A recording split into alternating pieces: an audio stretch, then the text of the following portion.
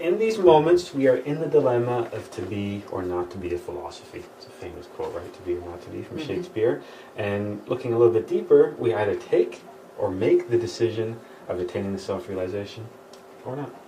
It's really what it is. It's a choice. Like we're standing at the fork of a road. We either, go back to the normal way of living, with our consciousness sleeping under the influence of the ego, letting all those opportunities go by, or we take the other path and we change that, and we attain the self-realization, the awakening of the consciousness. The four paths. In this world, there exist many religious forms, all claiming to be the path to salvation, right? Everybody claims that they've got the answer to everything. Okay, you don't have to go very far before you can find people that are in all kinds of different religions and sects, and not even just like organized religions, different schools, different spirituality aspects. There's tons of people saying that this is the way to the truth or whatever. Unfortunately, most lead to a dead end. Very few people in this Iron Age awaken consciousness as the ego is too strong. There's a lot of degeneration and corruption that occurs in various religious organizations and schools and that kind of stuff. And that was one of the things that interested me about Gnosis. It's Master Samael put some very rigid things in place to prevent that from happening in Gnosis. One of the big things being we don't charge money. So nobody can be corrupt and be in this just for the money kind of thing. When you guys get involved in Second Chamber, you'll see there's no degrees, there's no levels, there's no fancy ways of bragging, there's no hierarchy, there's nothing like that, because these are things that, when given to the ego, tend to corrupt. And we've all heard the expression, absolute power corrupts absolutely, right? It's the same idea. So when we look around at the world's religions, a lot of them preach the dead word. Remember that many religions rise and fall within time, and where we are right now in the Iron Age is in the tail end of a lot of those religions. I mean, just look at the problem in the last decade or so that Catholicism is facing, with all the accusations and all the challenges that they're having. So unfortunately, there's a lot of different paths that we can take, but a lot of them, they lead to a dead end. They don't lead to the awakening of the consciousness, because so many religions don't preach or don't talk or don't educate people in the three factors.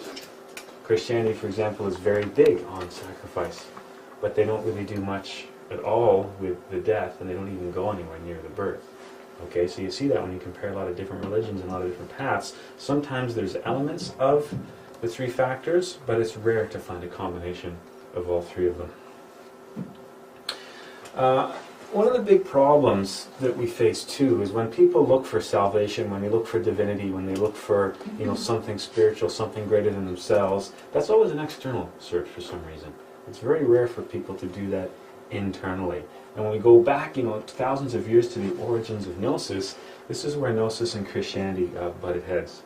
And this is why the early Gnostics were actually persecuted by the Christians, because the Christians needed this search, this salvation, to be an outside process. They needed a church and a hierarchy and a structure, where the early Gnostics were saying, you don't need any of that. You don't need priests and bishops and popes and all that kind of stuff. Everything you need is found inside yourself. The church you need to go to is inside yourself. The connections you need to make are inside, and that was something that was at odds with what Christianity was trying to do at the time, so that led to the persecution of the early Gnostics. Unfortunately, many people blindly follow religious leaders and organizations who preach the dead word. And remembering back to the quote we looked at about Master Samael, don't follow me, I'm just a lighthouse for humanity. The idea being that it was a message important, it's not the individual. Unfortunately, we don't do that. We tend to really get hung up on who the people are and lose the message, because that's the ego inside us that makes us want to do that. And the dead word is just that. It's just, maybe at one time there was some truth, there was some life to what was the teachings, but now so many people have forgot what the teachings really mean, or there's been so much corruption and degeneration that the path has been veered away from a long time ago. People end up choosing faith in the word of others rather than experiencing the knowledge from themselves. And that really sets the path that we're trying to walk on a lot different than a lot of the places or religions, Christianity and that kind of stuff, where you're almost told that you can't connect with divinity directly yourself. You have to go through the priest or the bishop or whatever. He does it on your behalf. The idea being that for many years too, even those religions like Christianity and that kind of stuff, they wouldn't even make the books like the Bible available to the common people. Okay, so it was almost a way that it was kept for the religious elite sort of thing, rather than something that everybody could experience directly for themselves. And that's something that we know from studying Gnosis, that this is something that is built on experience. It's built on direct experience. It's built on things that we know for ourselves. We're able to test the knowledge. We're able to experience it directly, rather than just blindly following what other people say or what other people write. What really counts in life is what's inside oneself. So in the end, it doesn't matter what group, what sect, what religion, what path you belong to. It's not simply belonging to the path that's going to get you anywhere. So it doesn't matter just because you want to say you're Gnostic or you belong to Gnosis. That's not going to get you anywhere. It's the work that you do. It doesn't matter whether you're Buddhist, doesn't matter whether you're Christian. In the end, it's not who you belong to, it's the work that you do. Because it's the work that leads to the experience that leads to the transformation and the change. So it's not that saying that being Gnostic is the only way for awakening consciousness. That's not what we're saying at all. We're saying that there's a lot of different paths that will get you there, but unfortunately many people get lost on the way. And in the end, it doesn't matter what path it is. You've heard the expression, all rivers flow to the ocean. It doesn't matter how you get there, as long as you get there. And the important thing is what's inside, the process that you're doing, the work that you're doing. It's not simply good enough to say you belong to a particular organization or another. And that's not to say that somebody who's Christian can never awaken consciousness, or somebody who's studying Jewish Kabbalah can never reach consciousness. That's not what we're saying at all. Each person longing for spiritual elevation can walk one of four paths. So we're going to look at a process that people can go on, and we're going to look at some common paths that you find people taking when they encounter more elevated religious studies. And we'll talk about some of the positive attributes of the path, but we'll also talk about some of the negative attributes of the paths as well. These are different ways that people, or different paths people can walk down, or different ways people can go when they're searching for something more elevated, more spiritual. Each path that we're going to see ends up developing certain centers. So in many ways the four paths can actually serve a certain purpose. And sometimes we find when we come back again and again from lifetime to lifetime, we may have found that we have worked or walked some of these paths ourselves. Because sometimes we find ourselves walking these different paths that teach us about different centers and help prepare us for different aspects of the final journey that we walk. Remembering back to, I think, the 5th class we ever had, the intellectual, the motor, the emotional, the instinctive, and the sexual center, right? That's not new for us, that's just a review.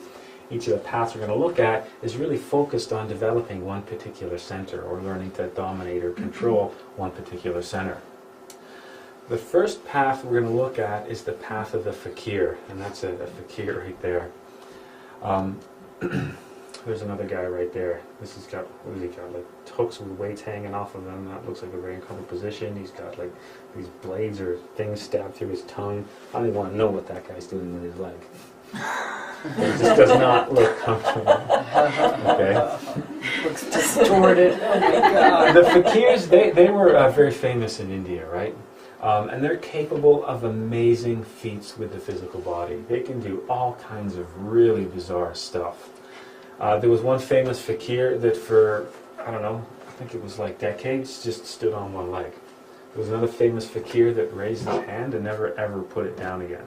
And it was so gross because when we looked at the picture of him, his arm was all mangled and atrophied because he put it over his head and he never took it down for like 30 years or something like that. Oh my But God. why? Yeah. Why did he do that? Yeah. Well, we'll get to that. Oh. There was another one that rolled across India. India's a pretty big country. Wow. Rolled. I mean, like lay That's on the ground impressive. and roll. And every day he would roll further, and he would have these followers that would attend to his needs, bring him food, bring him water, and he literally rolled across the country.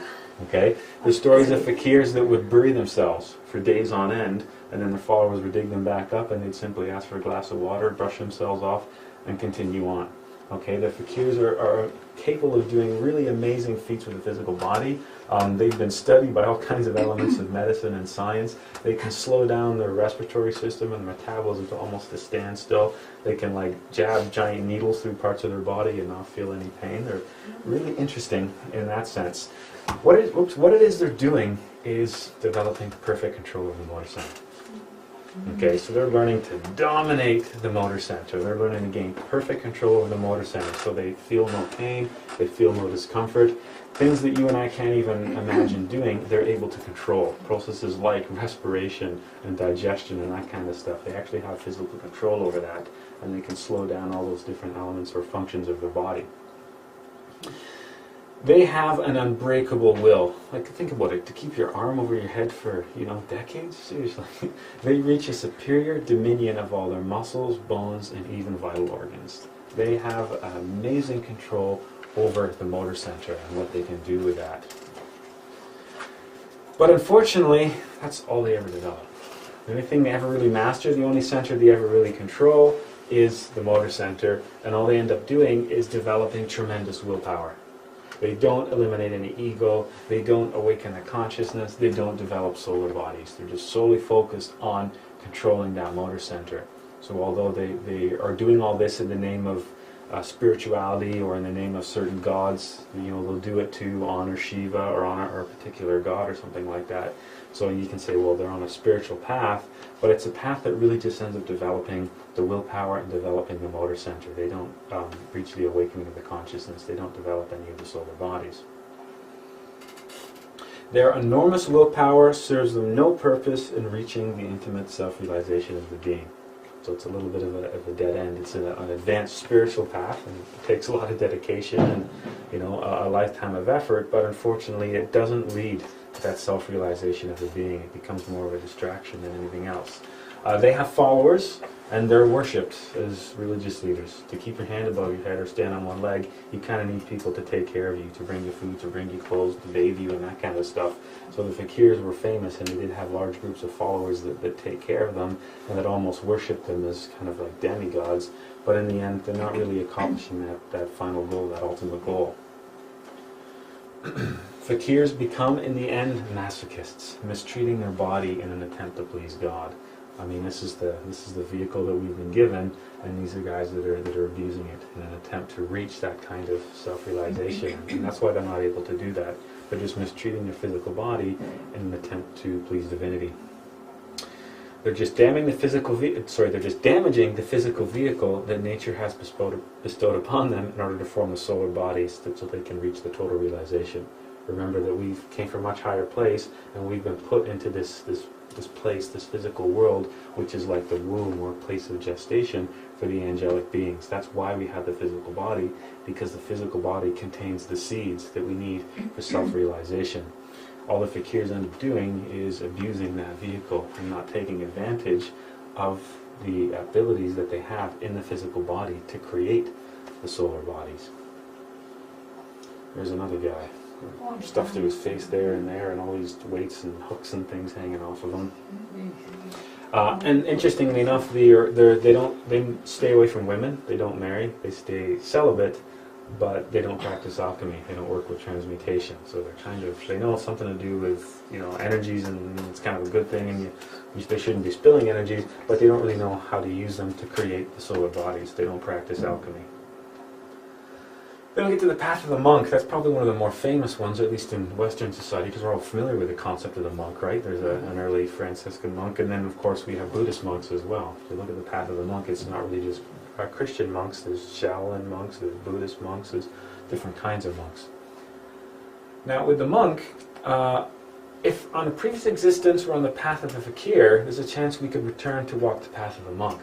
So after we've developed control over that motor center, we can then perhaps in the next life walk the path of the monk to learn to control another center as well. You can kind of sometimes think of these things as like preparatory paths for the final journey that we can find ourselves on. Monks spend their time enclosed in a monastery in constant prayer and meditation. Remember, you think monk, you think meditation, right? Mm-hmm. Especially when you think of Buddhist monks and Shaolin monks and that kind of stuff. Okay, or even Christian monks. We don't associate Christianity much with meditation, but actually there's a lot of meditation associated with Christianity and associated with Judaism as well. It's just not very mainstream. That's one thing we know about monks is they pray a lot, and they work a lot with the sacrifice for humanity. The monk is characterized by their unbreakable faith. They basically shut themselves away from society and devote their entire life to God. But that faith is blind and dogmatic based on belief rather than direct experience, because the monks are still working in that hierarchy of the priests and the bishops and the archbishops and the deacons and all that kind of thing. They're just one kind of cog in that overall machine. And one of the things that monks do, they're not doing this kind of stuff to experience any of this directly. They're more just following the rules of what monks are supposed to do and following the lifestyle. And there's a lot of rules that are associated with the lifestyle of a monk. That's all basically spelled out for you. Monks develop power over the emotional center. That's really what they're doing throughout the course of their life. They don't achieve that self-realization either, because once again, they're not working with the three factors. Okay, they're not working on the death of all the egos, and they're not working in alchemy. Okay, monks and nuns are usually separated from each other, and they're not supposed to be intermingling in that sense. Monks are supposed to devote themselves in their entire life to the path of God. They're not supposed to be not getting married and that kind of thing. So consequently, like the fakirs, they're not developing the solar bodies either. And not working with the elimination of the egos.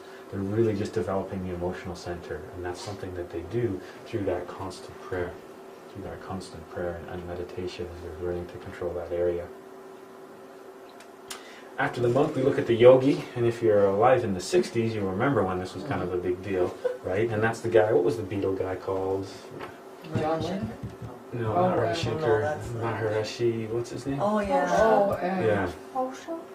Yeah, no, it wasn't that guy. The Beatles were very famous because they're running around with this guy, and suddenly everybody in the 60s was all about having yogis, and tons of people went to India to meet yogis, and there was tons of people in India that were setting up kind of like yogi places to take all these crazy people from the West that had a ton of money and a sudden interest in their religion.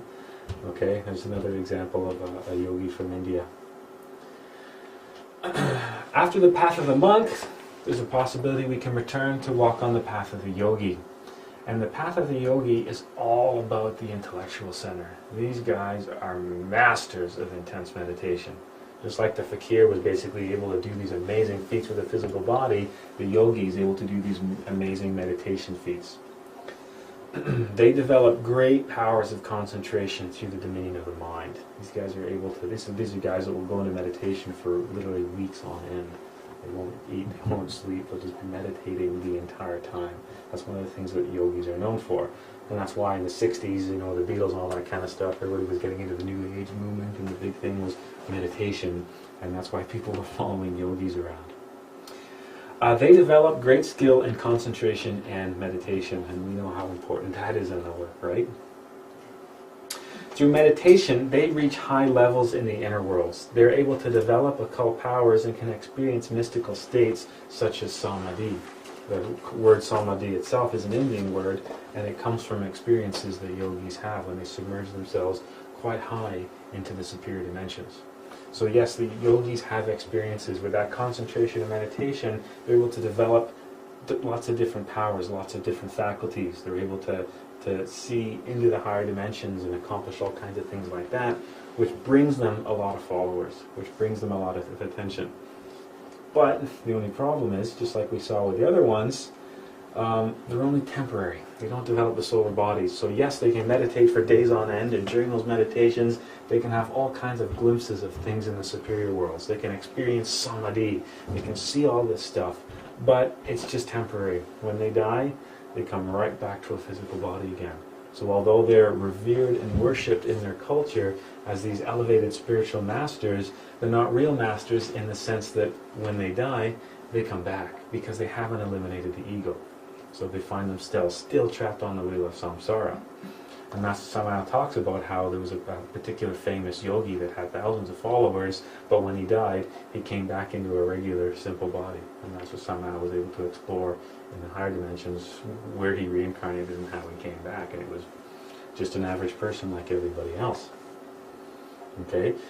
The yogis believe themselves to be very powerful because they have that experience, but because they're not working on the death of the ego, that experience just feeds the ego.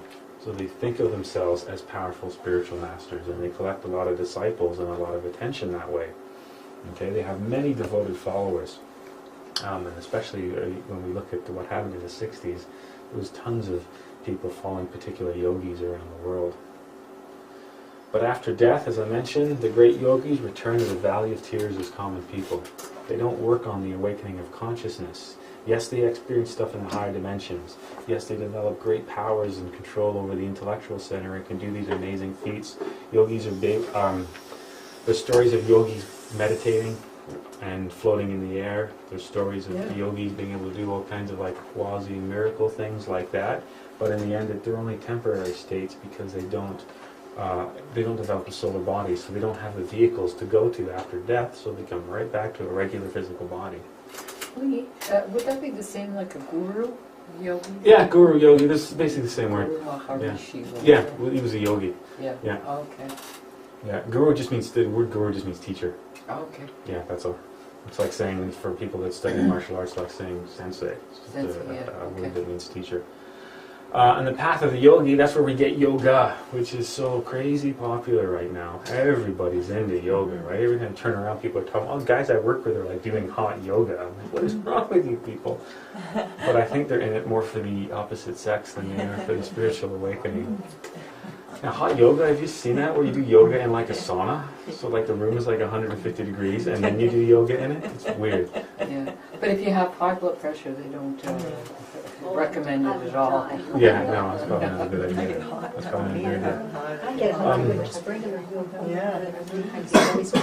The word yoga itself, really what it means is union with God, right? And a yogi is one who has union with God, or so they say, right? So yogi creates the perception that they're in communication with God, and it's through yoga that we seek that union of God. And there's different types of yoga that could be practiced. Nowadays, yoga basically means exercise and physical fitness, but it didn't used to be. Yoga, or originally, yoga were basically types of meditation involving postures of the physical body, various asanas. There's Bhakti Yoga, which was the yoga of devotion, and that developed devotion and a type of temporary illumination, because once again you're able to see things, you're able to experience things, you're able to develop faculties and powers, awaken some chakras to a certain extent, but all of that was basically being funneled to the ego, because we weren't working on the death of the ego, so we weren't able to develop the solar bodies. There's Ghana Yoga, and that's yoga of the mind. That teaches disciplines of the mind, and the whole point of Ghana Yoga was to experience the Samadhi, basically merging back with that source. Yes, a very, very profound experience, but it doesn't matter how high you go up, when you die, you start right back at the bottom again. So there's no progress being made, because we're not seeing them working in the three factors. There's Raja Yoga, and that was all about chakras. Basically, the knowledge we have about the chakras, a lot of that comes from this particular discipline of yoga. Okay, so it was all about awakening the chakras to develop things like clairvoyance, clairaudience, that kind of stuff, telepathy. There's Kundalini Yoga, which is popular, which was originally called Agni Yoga, which meant fire, and that's working with the sexual energies. This is an interesting one, because it almost takes us to the fourth path, but the fourth path is beyond the grasp of the yogi. Okay, so we're getting pretty close here to where the final goal where we need to be, but it doesn't quite make it there. Okay, because we're not working with the death of the ego, we're not working with alchemy. This one recognizes the Kundalini as sexual energy and learns to control it to a certain degree, but doesn't really go so far as working in alchemy with a partner, and doesn't deal with the death of the ego. And if we always carry the ego, then we're always going to be held back. If we're always feeding the ego, then we're going to never realize the awakening of the consciousness. Okay, and that was Agni Yoga. And you can see, you can take Kundalini classes in town as an example. That was, I always wondered what exactly people think that they're doing while they're doing that. More like exercise, I guess. But then we get to the fourth path. The fakir, the monk, and the yogi recognize the significance of the sexual energies. They kind of have an idea that, yeah, maybe just, the sexes should be separate somehow. You can't just be losing the energies, but they all end up celibate, which is like almost like they have the right idea, but they've implemented it the wrong way. They know they shouldn't be spilling the energy, but they don't understand the concept of alchemy and creation with the opposing energies. So they know losing energies is bad, but they don't know about transmutation. They don't know about alchemy. They avoid the opposite sex, consequently, and do not work with alchemy, which is their downfall. Because in the end, they're all seen, especially in our society, as kind of like elevated spiritual figures to a certain degree, but when their life is over, they all come back. I mean, even the Dalai Lama reincarnates in a physical body again and again and again. Great spiritual teacher, but still stuck in this plane, still trapped in a physical body.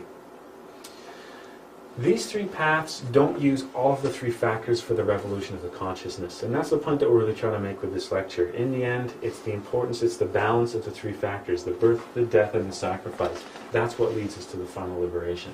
Doesn't matter what path we go down, we're not thinking of ourselves as superior. We don't say, well, Gnosis is the only way, and if you're not studying Gnosis, then you're completely wasting your life. We're not saying that at all. We're just saying that whatever path people go down, if it's not working with the three factors, then it's not going to lead you to the final liberation. There's experiences that can be had along the way, there's things that can be learned, but they don't lead towards the final awakening of the consciousness. And in where we are in the end of the Iron Age of the Aryan race, that awakening of consciousness is vital. A lot of people on this planet right now are getting close to the end of their 108 lives, if it's not the 108th already. We don't have time to mess around taking a dozen or so lives to walk through these paths until we find the right one. That's why Master Samuel's message was so important, because we can skip all of this. And we can say, this is what I need to do, these are the three factors that I need to incorporate. And we can work towards that liberation now in order to escape the events that will come with the times of the end before the beginning of the next race. And then we too can enjoy the experience of the golden age of the next race. Remembering that one of the things Master Samuel teaches is, in order to escape the times of the end, in order to progress into the golden age of the next race, it's not like we have to be awakened spiritual masters. He talks basically 50% of the ego would be enough. Eliminate half your ego, that would have enough awakened consciousness to basically get through the times of the end and begin in the golden age of the next race. Yeah. What are the times of the end that he refers to? I've never heard of this. Yes, you have. We did the class on the okay. Never Never mind, Aquarius. that one you're talking I was about. going to All say, right. you've got it on video. Yeah. The work with the third factor, sacrifice, is common on these paths. Okay, so you look at these people, and they're often trying to help humanity. They're trying to teach humanity. Monks and nuns, in particular, devote their entire life to sacrifice of humanity. You think of like Mother Teresa as an example.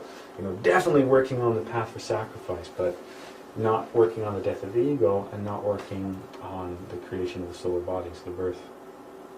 Maybe she didn't have any egos, though. Look at her. She lived in poverty, and she was, I don't know, I didn't see a phony or pretentious person. It doesn't have to be phony and pretentious. But maybe she did work on her. It's possible to work on your egos, or whatever they call them, in different religions, they call them different things, your sins or whatever, to be without sin. So. And anything I'm basing that on is that was never part of her teaching. So if she was doing it, she was doing it on a personal level. She I don't wasn't know what her teaching sharing. was. It was just to love everybody, Yeah, I guess. she wasn't talking and promoting, practicing the three factors. So, but you never know where people are at an internal level. Sometimes we don't even know where we are at an internal level, which is the but unfortunate definitely thing, not right? practicing alchemy. Thank you for that visual image. I appreciate that.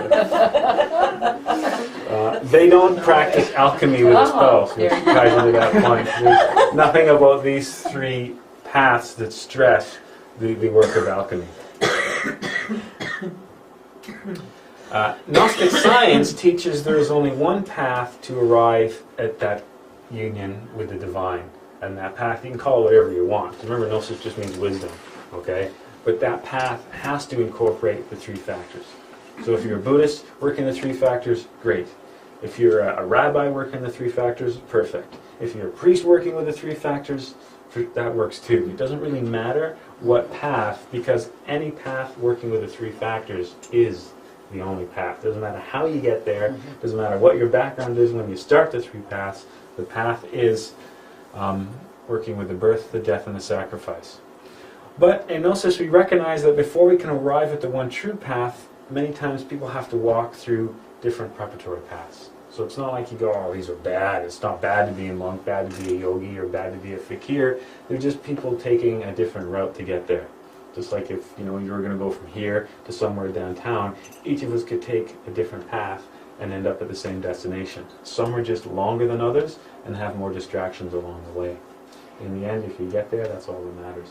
Can you say that the other ones are kind of, they go to extremes? Yeah. They take one extreme and that's it. Yeah. And that's they don't remember, kind of combine. No, they're not balanced. Remember, They're not that's balanced. one of the other things that we're trying to do is to attain that balance. point of balance, right? And those are definitely not very balanced. I remember one of the key things we're trying to do with eliminating the ego is to balance the energies. Because if we're always using one center more than the others, we're going to deplete that energy.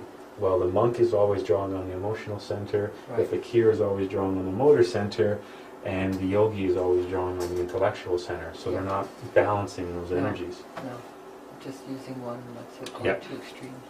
The fourth path contains elements of the fakir, monk, and yogi, but it is none of these things. Okay, because the fourth path is that balanced path. These paths are incomplete. They isolate themselves from the world and remain celibate. So they don't work with the elimination of the ego, and they don't work in alchemy with transmutation. Okay, they don't work in that perfect matrimony. They stay celibate, and they don't actually complete it.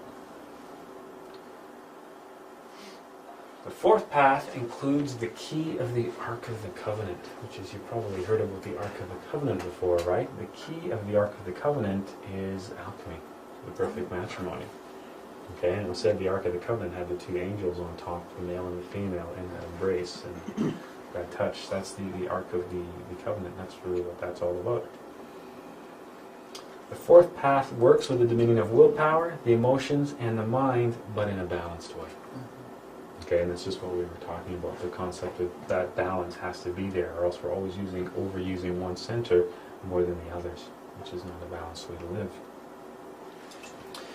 We need to separate ourselves from the currents of the extreme right and extreme left and walk the balanced path in order to experience that which is real. And we looked at that concept when we talked about the law of the pendulum, right? Finding that path of balance right in the middle. That's exactly what we're talking about here as well. We must avoid the battles and conflicts that exist between extreme right and the extreme left, which is the same thing as looking at the Tao from the Orient, finding that path of balance, that center path, the middle pillar. Instead, we must self-explore ourselves in a direct way to self-know and self-discover. And that ties right back to, remember class 1, what the Greeks had over the doors of the temples? Gnosis and know thyself. Yeah. This leads to the experience of that which is real, that which is the truth. So working with the three factors, limiting that ego so we can maintain that balance, working in alchemy to create the solar bodies, and the whole time it's doing sacrifice for humanity.